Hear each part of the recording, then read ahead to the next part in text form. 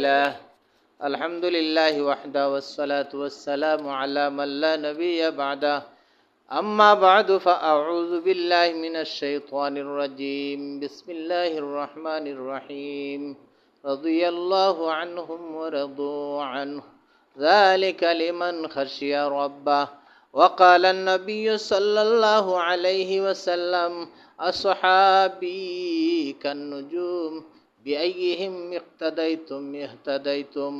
সুপ্রিয় ভিউয়ার্স, আজকে আমরা আলোচনা করব হযরত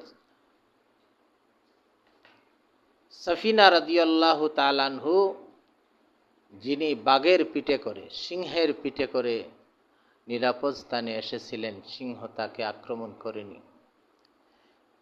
বিশ্বনবী মুহাম্মদ রাসূলুল্লাহ সাল্লাল্লাহু আলাইহি ওয়াসাল্লামের এই জলিলুল কদর সাহাবী সফিনা রাদিয়াল্লাহু তাআলা আনহু,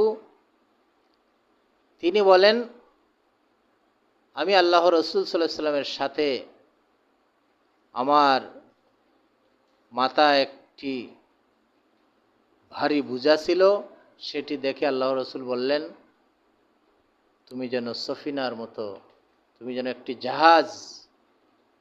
ভারী বোঝাকে লক্ষ্য করে আল্লাহর রাসূল সাল্লাল্লাহু আলাইহি ওয়াসাল্লাম আমাকে উপাধি দিয়েছিলেন সফিনা। সেই জন্য আমার নামকে, মূল নামকে বাদ দিয়ে আমি এই নামটি গ্রহণ করেছি। মুহাদ্দিসিনে কেরাম তার নাম কি ছিল সে ব্যাপারে 20টি মতভেদ উল্লেখ করেছেন। যেমনইভাবে হযরত আবু হুরায়রা রাদিয়াল্লাহু তাআলা আনহু, বিড়াল ছানার পিতা, তিনি একটি বিড়ালকে মহব্বত করতেন। আমার আস্তিনে করে আল্লাহর রাসূল সাল্লাল্লাহু আলাইহি ওয়াসাল্লামের দরবার শরীফে হাজির হলেন। হঠাৎ আস্তিনের ভিতর থেকে বিড়াল বের হলো। আল্লাহর রাসূল সাল্লাল্লাহু আলাইহি ওয়াসাল্লাম তাকে সম্বোধন করে বললেন, ইয়া আবু হুরায়রা, হে বিড়াল ছানার পিতা। হযরত আবু হুরায়রা মুকাসসিরিনুল হাদিস, সবচেয়ে বেশি হাদিস বর্ণনাকারী সাহাবী, তিনি বলেন, আমি আল্লাহর রাসূল সাল্লাল্লাহু আলাইহি ওয়াসাল্লামের জবান থেকে বের হওয়া ইয়া আবু হুরায়রা, আবু হুরায়রার নামটি আমার জন্য গ্রহণ করলাম বরকত লাভের উদ্দেশ্যে। মুহাদ্দিসিনে কেরাম তার ব্যাপারে 40টি মতভেদ করেছেন। তার আসল নাম কি ছিল তা নির্ণয় করা সম্ভব হয়নি। তেমনিভাবে হযরত সফিনা রাদিয়াল্লাহু তাআলা আনহু বলেন, আমার নবী যখন আমাকে সফিনা বললেন, সেই জন্য আমি সফিনা হিসাবেই আমার নামটি গ্রহণ করলাম।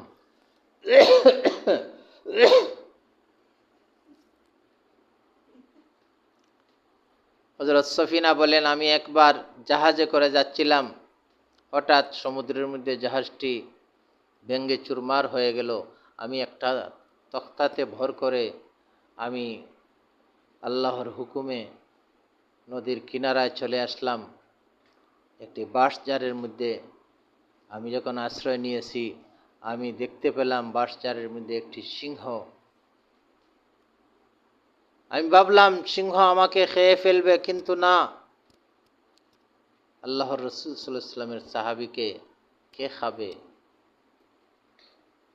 পশুরাও তো সাহাবীকে চিনে।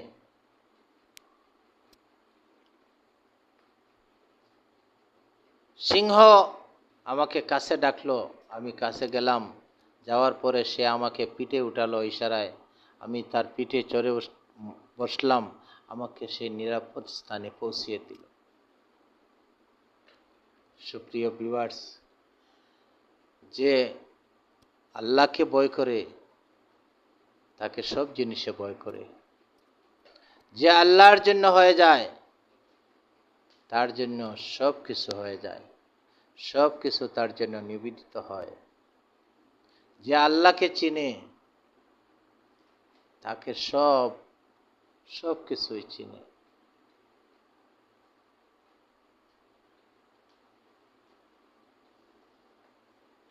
আসুন আমরা আল্লাহকে পরিচয় করি, আল্লাহর জিকিরে মুশগুল থাকি এবং আল্লাহকে পাওয়ার জন্য সর্বাত্মক চেষ্টা করি। আল্লাহর রেজামন্দি নিয়ে দুনিয়া থেকে যাওয়ার তৌফিক কামনা করি। ওমা আলাইনা ইল্লাল বালাগুল মুবিন।